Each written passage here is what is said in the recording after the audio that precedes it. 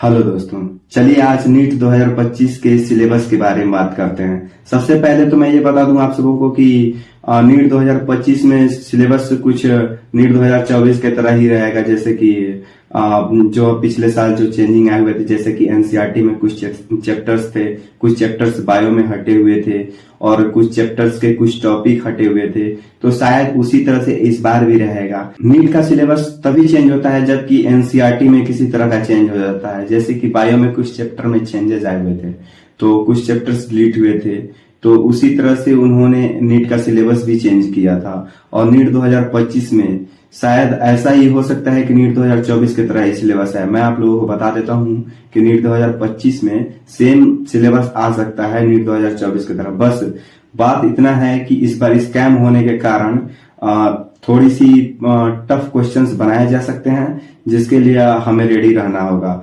किसी तरह का क्वेश्चन है उस तरह का हमें तैयारी रखना होगा। चलिए मैं सबसे पहले आप लोगों को यह बता दूं कि जो नीट 2025 में जो भी सिलेबस है, जैसे कि बायो में कुछ चैप्टर्स हटे हुए हैं वो 2024 में भी हटे हुए थे, तो इस बार भी वो हटे ही रहेंगे। जैसे कि डाइजेशन एंड एब्जॉर्प्शन थे तो वो तो नहीं आए, और एक क्वेश्चन भी 2024 में नहीं देखा गया उस चैप्टर से।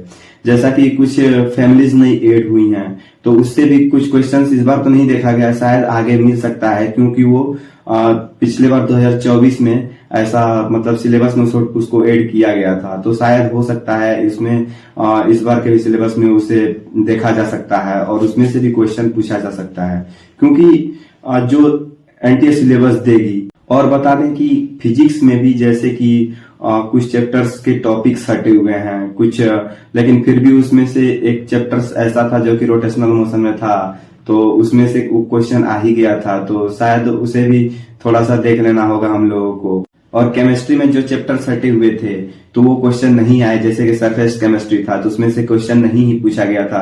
कुछ इनऑर्गेनिक का मेजर पार्ट कटा था, जैसे एस ब्लॉक हटा हुआ था तो वो भी नहीं आया। पी ब्लॉक का कुछ चैप्टर्स हटे हुए थे वो भी नहीं आए। तो बस सिलेबस धीरे धीरे कंसाइज हुआ, थोड़ा छोटा हुआ, लेकिन इसी कारण से इस बार से थोड़ा कट ऑफ भी थोड़ा हाई चला गया, और कट ऑफ हाई जाने के कारण इस बार 650 मार्क पे भी लोगों को कॉलेज नहीं मिली है। आपको बता देते हैं, क्या पता कहीं ऐसा भी हो सकता है कि इस बार भी कहीं कट ऑफ हाई मच जाए, लेकिन एनटीए को ऐसा मतलब हम लोग के ही द्वारा या फिर बच्चे कहें या फिर जो भी हो उनके द्वारा कहा गया था कि बहुत ही पेपर ऐसा है वैसा है, तो शायद हो सकता है पेपर का लेवल इतना था तो थोड़ा इतना कर सकते हैं। इसीलिए हमें सबको देखते हुए प्रिपेयर होना पड़ेगा।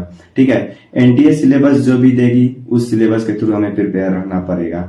हम आपको डिस्क्रिप्शन में लिंक दे देंगे, उस चैनल को ज्वाइन कर लीजिएगा तो आपको अपडेट आसानी से तुरंत मिल जाएगा। आपको एनटीए की साइट पर जाने की जरूरत भी नहीं पड़ेगी। जैसे ही एनटीए के द्वारा सिलेबस अपडेट होगा उसको तुरंत आपको उस ग्रुप में मिल जाएगा और आप तुरंत उसे इमीडिएटली डाउनलोड कर सकते हैं।